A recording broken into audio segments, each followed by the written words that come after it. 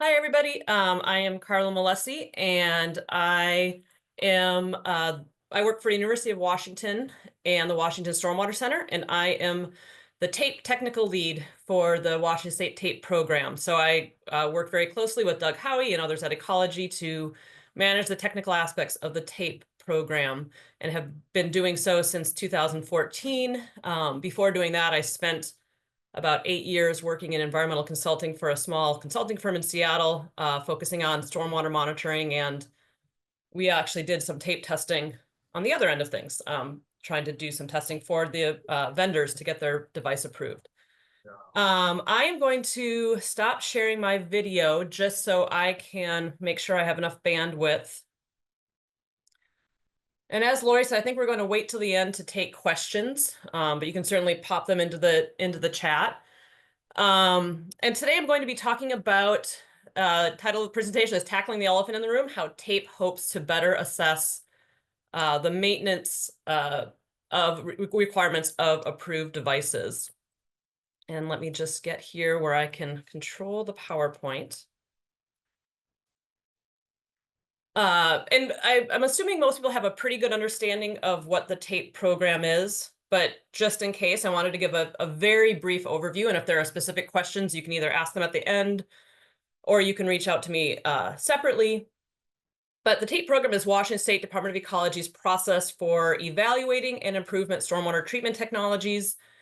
These most often are proprietary treatment technologies. They're technologies that are not currently in the stormwater management manuals.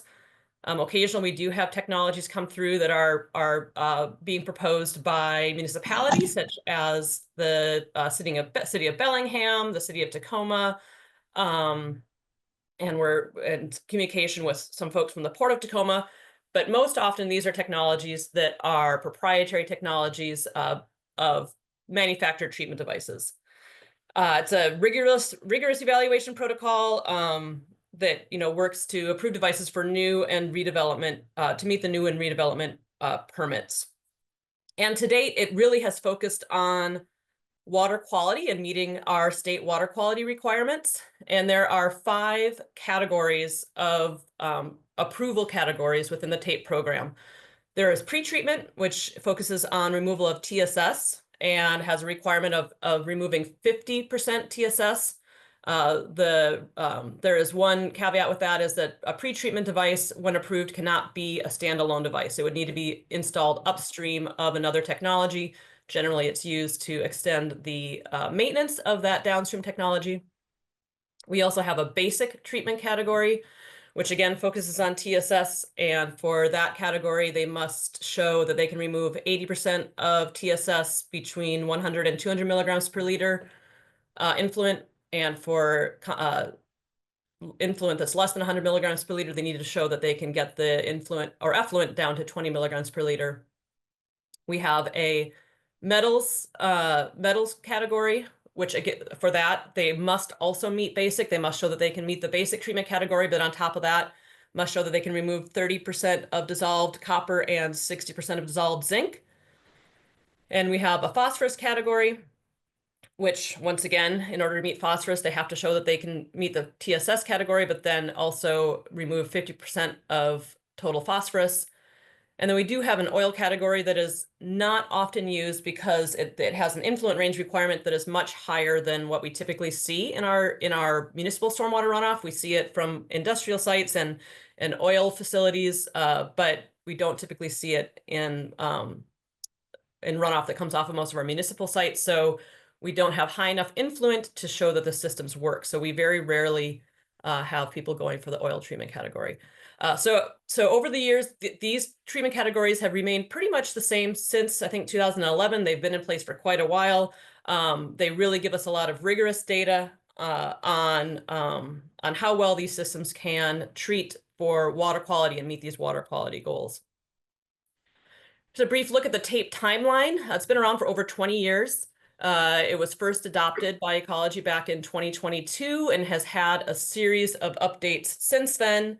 In 2011, I think, is when the removal rates were put in, the removal requirements were put in for dissolved metals. So as you can see, those have been around since 2011. It was again updated back in 2018 when we added a long detention protocol for evaluating systems that have like wet ponds and things like that have a longer detention time and where you can't use paired sampling.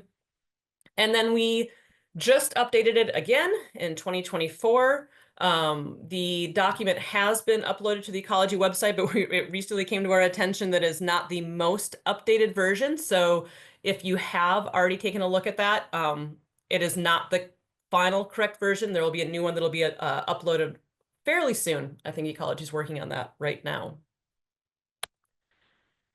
And this is a kind of a look at the systems that have been approved to date or that are being approved as we speak. The green are the ones that have received approval and have a GULD, have a general use level designation. So that means they have gone all the way through the TAPE program. They have proven to us that they have met the water quality requirements for one or several of those treatment categories, and they now have general approval to be used within the state to meet new and redevelopment permits. The orange are systems that are that are somewhere within the TAPE program. They have a pilot or conditional use level designation, which means that they have applied to be in the program. They have submitted initial either lab or field data to give us an indication that we think they are likely to be successful. Many of them have started sampling and are in the process of sampling, but they just haven't received their final general use level designation. And as you can see, there's quite a broad range of length of time that it takes to go through the evaluation process. If you look at most of the systems here that are the orange ones that have started their testing program 2018 or earlier, most of those are being delayed due to a lot of times we're seeing companies being bought out. And so when a company buys another company, if they're in the process of doing testing, that may delay the testing as they figure out whether they want to continue with that technology or make improvements to that technology. But overall, we have seen a trend where the testing duration has been decreasing. So we've attempted to make it a little bit faster because we know it's a long process and expensive process, but we have seen a trend towards shorter evaluation times. So getting back to the kind of the process of TAPE and how it has really focused on water quality and meeting those water quality goals for those pollutants of interest for the TSS, dissolved metals, and total phosphorus. But what TAPE has not done to date is really assessed maintenance, done a thorough job of assessing maintenance. Now, we have always required reporting of hydraulic performance relative to the design flow rate, and we have required that vendors and applicants submit all maintenance activities that were completed during their evaluation, but we did not have a formal process to assess maintenance requirements or hydraulic performance. And we are also seeing that we needed to add some more requirements to make sure that we were getting an accurate representation of what the maintenance cycle was. Over the years, we started seeing a trend in decreasing maintenance cycles. We are also noticing that there was some discrepancies between the observed maintenance cycle that we were seeing in the field versus what the claims were being made by some of the materials, the vendor materials. And we're also seeing that a lot of the vendors would come in with data supporting sediment capture that were based on lab results, and we weren't really seeing that sediment capture results bearing out in the field. So we decided that we needed to take a better look at, oh, sorry, before I jump ahead to that, here's just a graph kind of showing that, what we were seeing. And so this is a graph showing the maintenance frequency of media filters. And so this really focuses on media filters, not on membrane filters. We have seen over the past years an increase in the proposed hydraulic loading rates of media filters as they come through the TAPE program. And that is here in the blue line here. Over that same time period, we tend to see a decrease in the maintenance frequency of these systems. Again, this was really seems to be particular to media filters. The membrane filters, I think that they have a harder time meeting the higher hydraulic loading rates, and so most of the membrane filters that come through tape have their hydraulic loading rates have remained fairly reasonable, but some of the hydraulic loading rates of these systems, these media filters, were really gunning for 7 gallons per minute per square foot, 3.5 gallons per minute per square foot, much higher than what we had been seeing back in the early days of tape. Now, some of the maintenance, it's kind of hard to say whether this is a direct correlation, because so much of the maintenance requirements are due to the site where it was tested. And a lot of these systems are now being tested at a site that we have underneath the Ship Canal Bridge, which receives runoff from I-5. And we know that highway runoff, many of these systems are not designed to necessarily treat highway runoff. They won't be installed to treat highway runoff. So there is some speculation that the runoff from that Ship Canal site is not typical, is atypical, and maybe leading to some of these shortened maintenance cycles.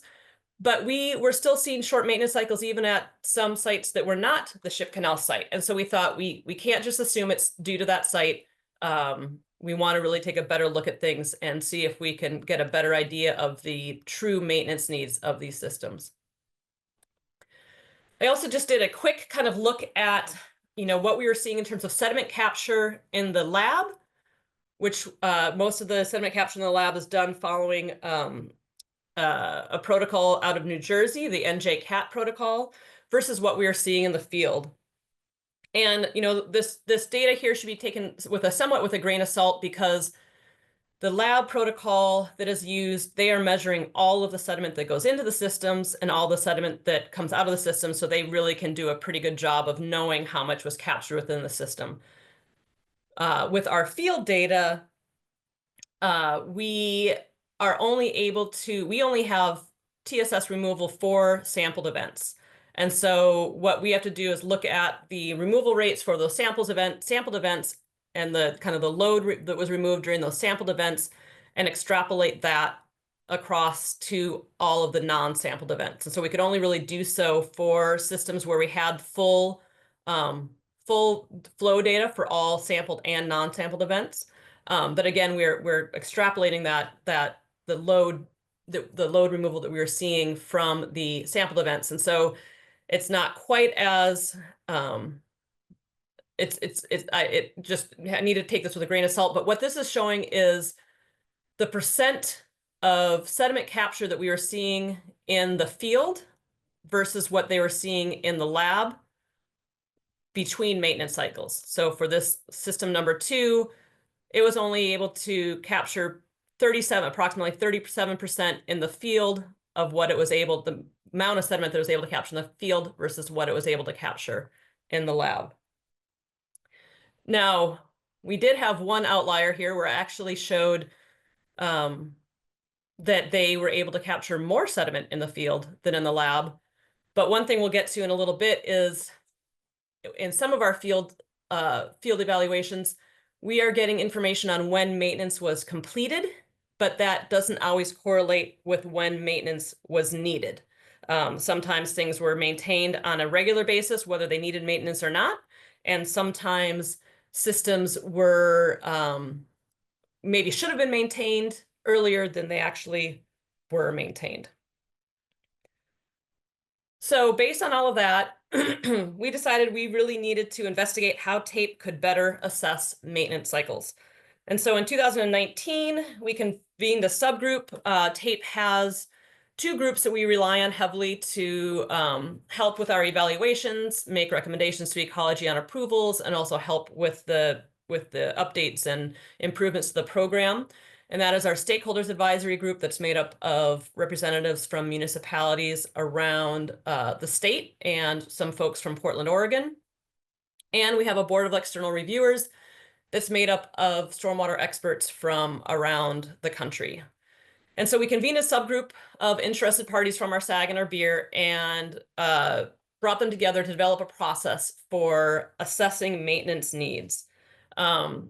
We then had a series of surveys that we sent out. The first survey presented 8 options that we developed and that subgroup developed. Had a survey of 8 options that we sent out to a broader audience to get feedback on what we thought would be a best way of tackling this maintenance question. And we landed on the idea of creating this maintenance assessment protocol that I'll be talking about in a little bit. We then kind of did a draft outline of that maintenance protocol and send out a second survey to interested parties and requested feedback on that, as well as requested specific, had questions on specific ideas and items within that protocol.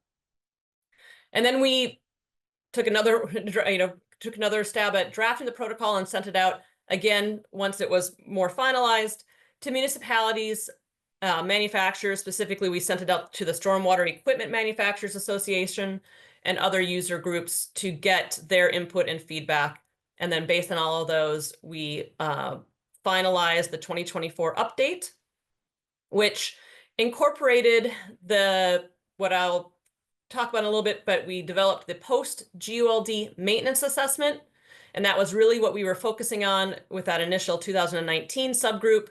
But then as part of the process, we also made some other necessary updates to TAPE to really try to better hammer down on the maintenance needs of the systems.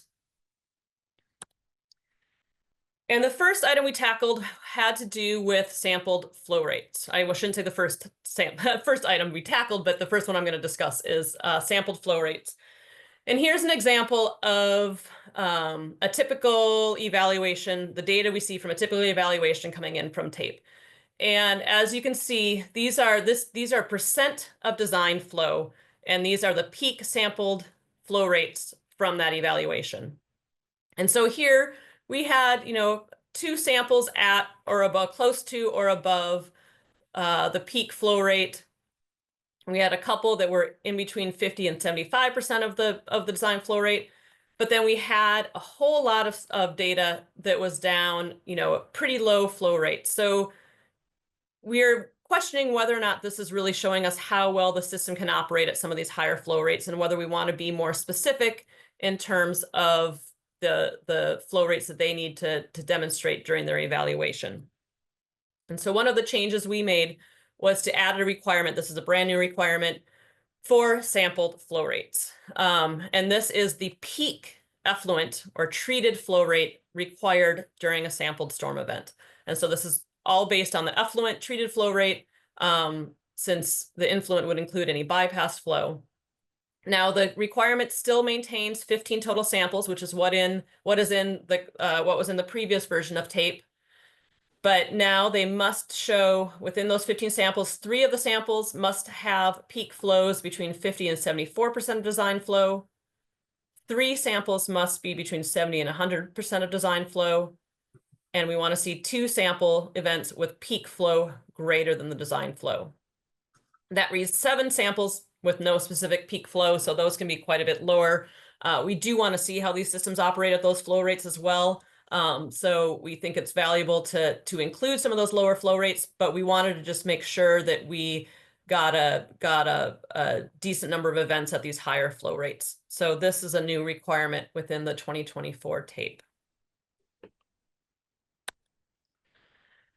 Another change we made was to requirements for particle size distribution samples. Now, TAPE says that we want to see data, evaluation data, where the influent particle size is predominantly made up of silt and clay. So we want, or the silt size sediment. So we want to see the typical, it has determined that the typical stormwater within the Pacific Northwest, the particle size is predominantly made up of sediment that is smaller than 62.5 microns. And that is this line here.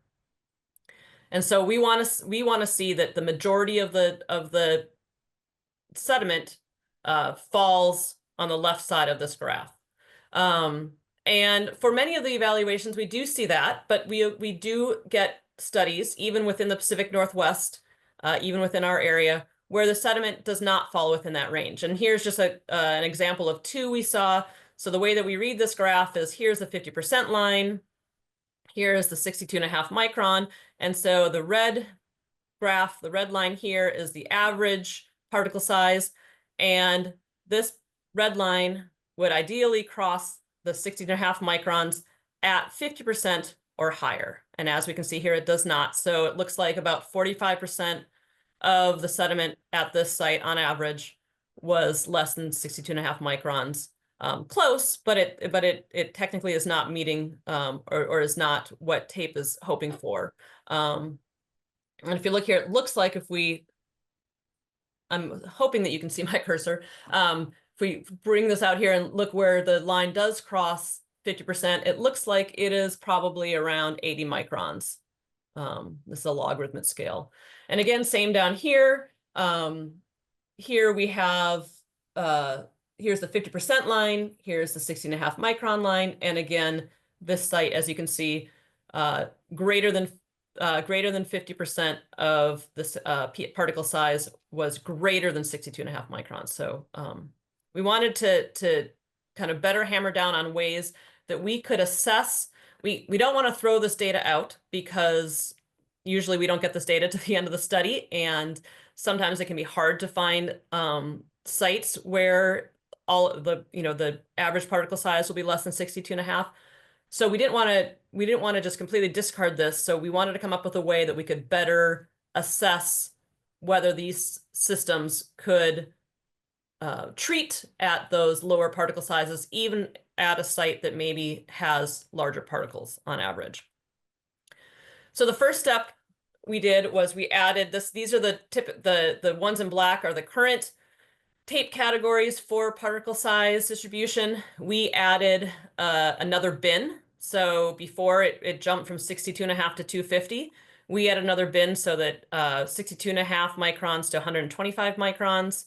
And this is the minimum. If a vendor or manufacturer or whoever's going through the program wants to go finer than this and add additional sieve sizes or additional bin categories, they are absolutely welcome to, but this is the minimum that we want to see. And the reason why is, well, just back up a little bit. We also made a few additional changes. We initially, the current tape says that we want to see particle size distribution analysis on 3 influent samples. We have updated that to say we want to see particle size analysis on 5 storm events, and it must be collected from both influent and effluent. And they need to collect the influent and effluent samples during the first 3 sample events, and then depending on the results from those samples, we'll determine what they need to do from there. If the D50, if the average particle size from those initial 3 sample events is less than 62.5 microns, so it shows that it is typical of the Pacific Northwest, then the remaining 2 samples can be collected later in the study, at any point later in the study. However, if the average particle size is greater than the tape range, greater than 62.5 microns, then that kicks them into requirement of collecting and analyzing particle size distribution on all influent and effluent samples, all subsequent sample events. And then, depending on the results of those, do additional data analysis to demonstrate TSS removal performance on those finer particles. And I'm not really going to get into too much of a detail in terms of how we're proposing to do that. That's still a little bit up in the air. That's still kind of in development. But because as we know, a lot of things that we propose, it's always easier in theory than it is in practice. And so we have some ideas of how we want to go about doing this analysis, but it'll really take when a vendor or a proponent goes through this process and we see how this works. But the general idea is that they would prepare, this is just the influent here, they would prepare the data and look and see, okay, these top three rows demonstrate PSD greater than the tape range. The bottom two rows represent tape PSD within the tape range. So we would want to see 50% down here in the based on the lower two rows, 50% or greater, to say that this met the tape range. If it didn't, then we would actually, oops, sorry. If it didn't, then we would have them take away this top, the greater than 250 bin, and recalculate the remaining data and see whether that then pushes this, the less than 16.5 micron, into the greater than 50%. If not, then they would do away with the next bin and then recalculate. We want them to do that until it shows that the less than 16.5 micron is more than 50% of that sample. Once they get to that point, so let's say here, if they got to the point where they got rid of this 250 bin, and that did push it to the point where greater than 16.5 microns was, or less than 16.5 microns was greater than 50%, they would then recalculate the total influent and effluent TSS based on just those data. And then they would rerun the tape analysis and the bootstrap analysis to see if they got 80% removal of just that portion of the sediment. Again, that's still in process. We're still going to be determining whether that's the best way to really do the analysis. So it'll likely be tweaked, or it's possibly be tweaked as we go along. But this is what we're proposing now, and this could really help play into. I'll get into this in a minute. And I think for anybody who was listening to Seth Brown's discussion yesterday with the National Municipal Stormwater Alliance and the STEP program, this could be a way to play into the national verification program, where we may start getting data in from other areas of the country where we do have larger particles than what we have here, and how we can make sense of that data to see whether it would whether the systems would be able to treat the finer particles that we typically see here in Washington and the Pacific Northwest. Another change we made had to do with effluent flow capacity. Now, again, here is some data from an evaluation that was a tape evaluation. This is showing the flow rate at bypass for systems that had bypass. For events that did not have bypass, it's the peak flow rate. And so the orange dots are times when the system did not see bypass, and the dark blue dots are times when the system did see bypass. And so what this is really looking at is, was the system maintained on an appropriate schedule? So you can see here that in this, the red line is the design flow rate. So here it saw bypass, but the bypass was well above the design flow rate. So that system, the system seemed to be operating well there. It did drop down to 50 gallons per minute, had bypass at 50 gallons per minute for this second sample, or the second this other storm. But it seems like that this was operating fairly effectively. We then didn't have any sampled events or any events for a while. And then we get over to this next, the green is when maintenance was performed. So here maintenance was performed, and then we get into the next interval. And here you can see we're seeing bypass down around 20 gallons per minute when the design flow rate was 60 gallons per minute.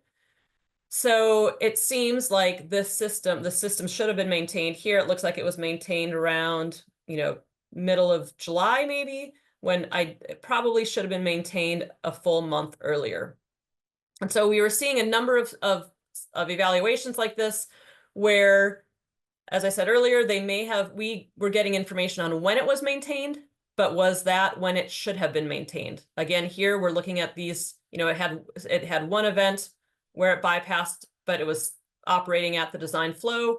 And then the next number of events we're seeing bypass well below the design flow rate. Again, it probably should have been maintained more earlier on than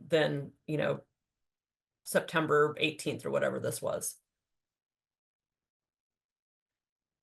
So we're adding some requirements to try to address that. And here again are some of the sampled hydrographs we were seeing. For this one, the red is the influent. For this one, the pink is the influent. Both of them, the green is the effluent. And then this lower line, the red on the right graph and the black on the left graph, are bypass.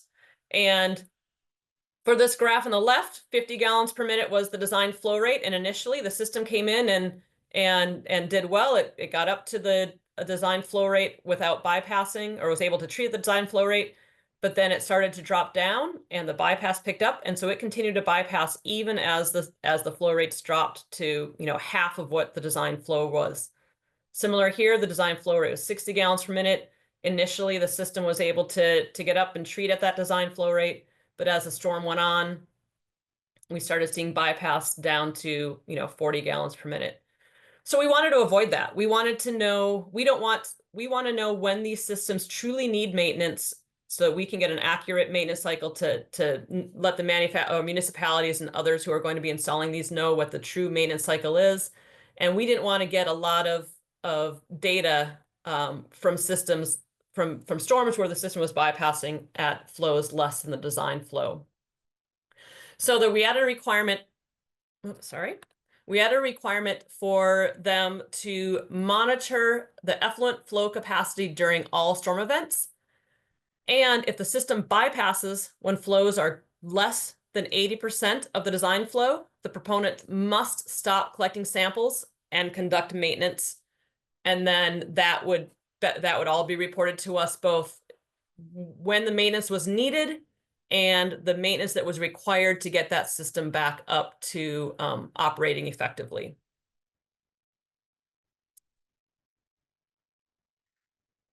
And then the final thing I'm going to talk about here is kind of the crux of the update, and this is what really kind of was the impetus for us initially doing the update, and that is the post-GULD maintenance assessment. And this is an additional assessment that will be required of all devices that receive a basic treatment general use level designation. And so again, that basic treatment is required for anybody going after dissolved metals, anybody going after total phosphorus. So it applies to almost all of the technologies that are currently coming through the TAPE program. The only ones that would be exempt would be those who are seeking pre-treatment. We don't see a lot of those evaluations coming through. But so this will apply to all devices that receive a basic treatment general use level designation. The evaluation must be completed within 3 years of receiving a GULD. There is one caveat there where occasionally we have systems that get approval here, but then they have a hard time breaking into the market. And so we have several vendors who have been approved years ago, but they have not yet sold a device in Washington state. And so if that is the case, if they haven't sold a device in Washington, then that 3-year timeline will begin once they sell their first product in Washington state. The evaluation must be completed at 3 sites. One must be in the Pacific Northwest. It must be completed or observed by an independent third party. And prior to begin testing, the applicant, the vendor, must submit a monitoring plan to Ecology and that monitoring plan must be reviewed and approved before they can start their testing. The general kind of overview of what the maintenance assessment includes is that this is really just looking at the maintenance requirements and the hydraulic requirements or the hydraulic capacity of these systems. We want to know how long they can go in a typical setting before in a typical like a permanent setting before they need to be maintained. And so they would choose 3 sites where the system has been installed. They would clean those systems. If they're not brand new, they would clean them, do maintenance on them so that they're clean. And then they would have them online for the duration of this evaluation so that they would have, normal stormwater running through them during rain events. And then they would go out and conduct flow tests at least quarterly using either a water truck, a hydrant, or another water source. And that's what's going on here in the picture. This was a system that has gone through this similar evaluation. They used a water truck. They sent water down through the curb into the technology, into the system. You then would need to increase the flow until design flow is reached, or the system bypasses, whichever occurs first. If the unit bypasses, if the unit bypasses before reaching 95% of the design flow, that is considered failing. However, if during that flow test, they're able to get up to the design flow and maintain that flow, then the system passes, and that considers passing, and they would then return in 3 months to repeat the test. If the system had failed, then the vendor would need to schedule maintenance and do any appropriate maintenance that would be needed to restore the system to full functionality, and then repeat the test after maintenance to confirm that the flows have been restored, so that we get a better idea of how much maintenance was required in order to restore the flows to the design flow. We do have an option, alternatively, if they don't want to use the flow truck method or the hydrant method, they can put in continuous flow monitoring sensors on both the influent and effluent, or effluent and bypass, or some way of knowing how much flow the system is able to treat, or whether it's able to treat at the design flow. However, the data must still show that the units can pass 95% of the design flow at least once per quarter. And so that would they would either have to hope that they would get rain events that would produce that flow, or they would still have to go out and use some form of water truck or hydrant to get flows up to that level, to demonstrate on at least a quarterly basis that the system is able to pass flows 95% of the design flow.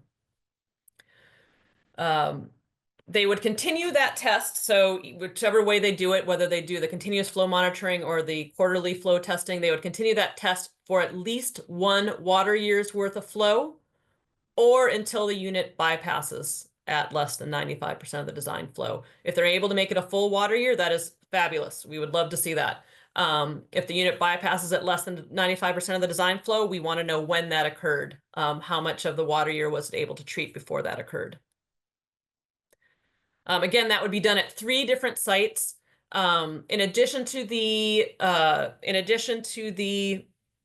water, the hydraulic monitoring, we would do a bit of water quality monitoring.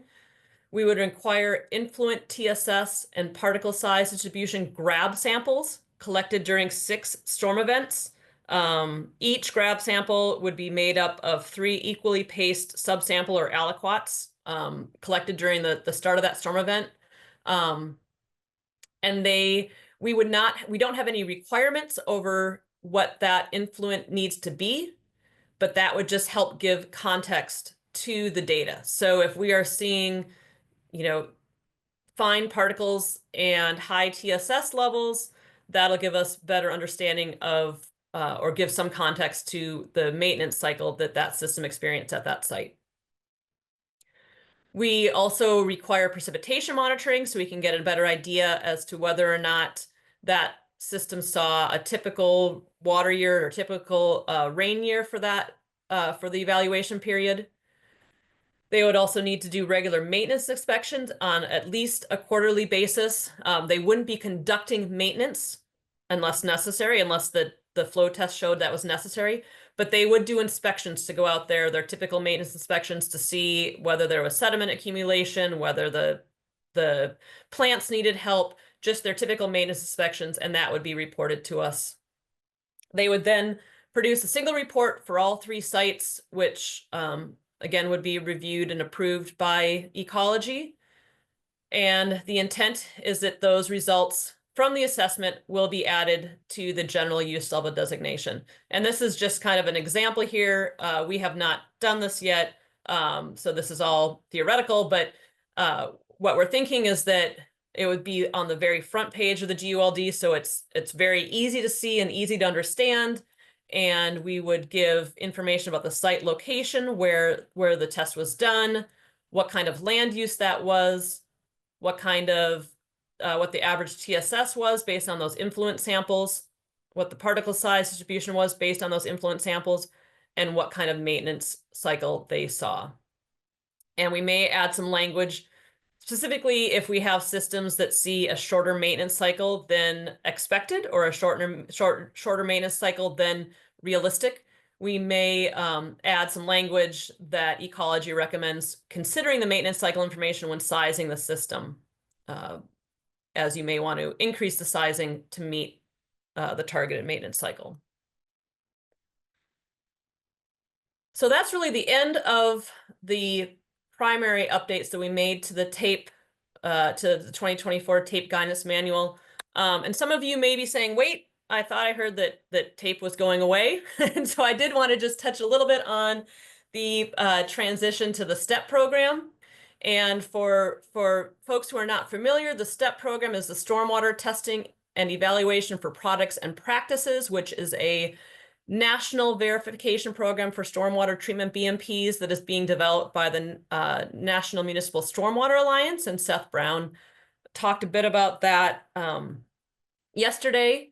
As stated here, it's a verification program. So STEP would be verifying the data that was collected according to their protocol, and then Washington State would still decide whether it meets state requirements and would still certify or grant a GULD based on that data, if as appropriate, if it met Washington standards. The STEP program is looking at both lab verification, which is based on a New Jersey program called NJCAT, and they're developing a field verification, which is going to be based on the TAPE program. The lab program is very well underway. They have a number of approved standards that they've put through ASTM, and I believe they even have had a few applicants who have come through for their first trash-based standard. The field program is a bit behind, but it is getting rolling, and Doug Howey at Ecology and I are both pretty active in helping to develop that.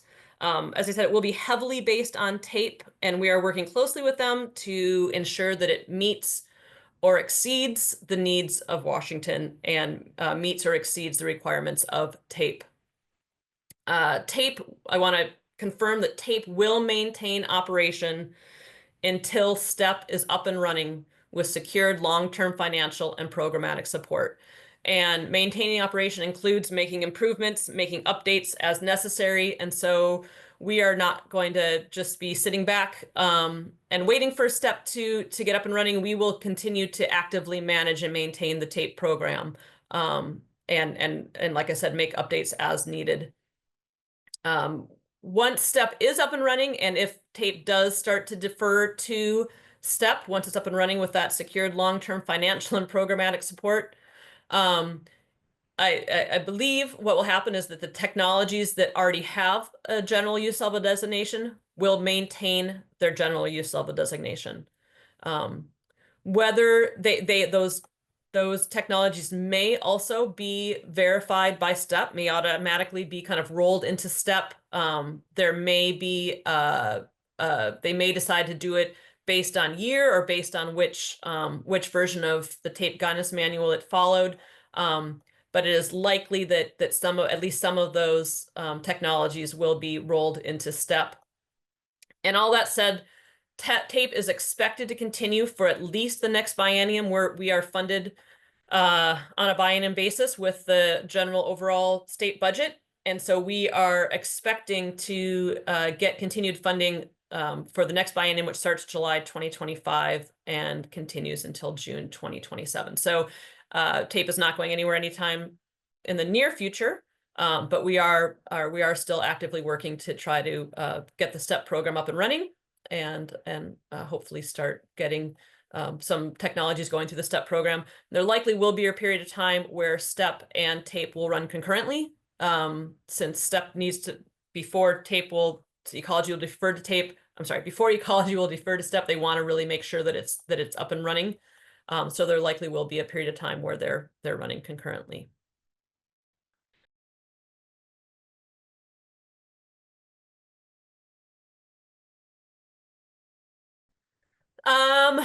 That's a good question. Most of the studies that we have are done either in Washington or Oregon. Doug, I think Doug is on the line, and he may be able to pop on and clarify. I know that I'm pretty sure that a number of years ago, before my time at TAPE, there were some who were trying to make an argument that there was a site down in California that they wanted to include as part of the Pacific Northwest, and I think that request was denied. I don't think it is. There's not any real formal definition within TAPE, but I think it's usually generally considered Washington, Oregon. No difference between. NRCS has a type 1A storm, and the boundaries for the type 1A storm are essentially the Pacific Ocean and the Cascades. And it goes down the west side of Washington, the west side of Oregon, and a little bit into Northern California, down towards Sacramento. That was kind of when, before Carla came on board, that's kind of the boundaries that we were establishing for Pacific Northwest for TAPE purposes at that time. And we haven't really changed that. So now the system in Portland is within that boundary. The STTC and Oregon State University's site is within that boundary as well. So that's kind of where we established what we said was Pacific Northwest.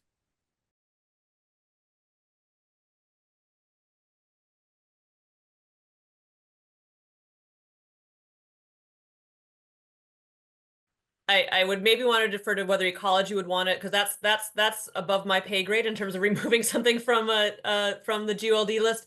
I would imagine that the answer would be no, it would not be removed. It would maybe just be really flagged as the requirements of the system, making sure that the maintenance requirements of the system as documented from the post-GLD. Again, that might not be true of every site where it's installed, but based on the data that came out of that post-GLD assessment, making sure that the maintenance cycle from that study is very well documented and known, so that anybody who chooses that device would know that this system had been shown to need frequent maintenance. I'm not sure whether ecology would add or rescind GOLD if a system had too short of a maintenance cycle. I don't think we would. I think that what we're trying to do is to get devices out there that have shown that they can meet our treatment requirements.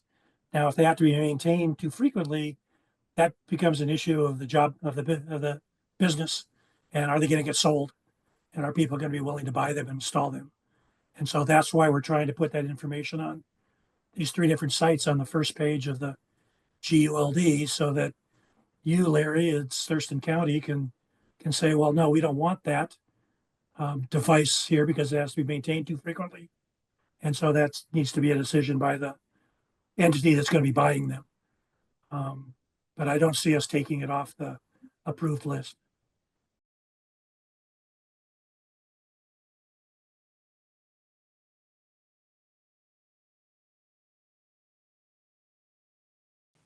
That's a good question. I mean, as I said, I sometimes am not sure where the suggested maintenance cycle that is included for a lot of those proprietary systems. I'm not sure whether they developed that based on lab testing or field testing, or where they came up with that cycle. I don't know that they would update their materials based on this information or not. I would hope that within Washington State, at least, folks would I mean, their materials could be one point of reference in terms of determining maintenance cycles, but I would hope that that people who are installing these would also rely on the data within the GOLD and the data that's coming out of these studies to better understand the kind of maintenance cycles we were seeing in the field, because we're seeing much shorter maintenance cycles in the field than we would have expected. I'm not quite sure if they'd be able to change that language based on the GULD or the post GULD assessment to refer to that information when kind of figuring out the maintenance cycles of these technologies, or when they should be doing a maintenance inspection frequency for these technologies. Yeah, I do know that some vendors are actually coming up with little sensors that are meant to provide more real-time data or real-time notification. Either if the system, I think most of them are looking at, if the system is not draining down appropriately between events, that might indicate that it needs maintenance. And so there are some manufacturers who are actually developing sensors that can be implemented with their technology to provide that information to know when these systems should be maintained.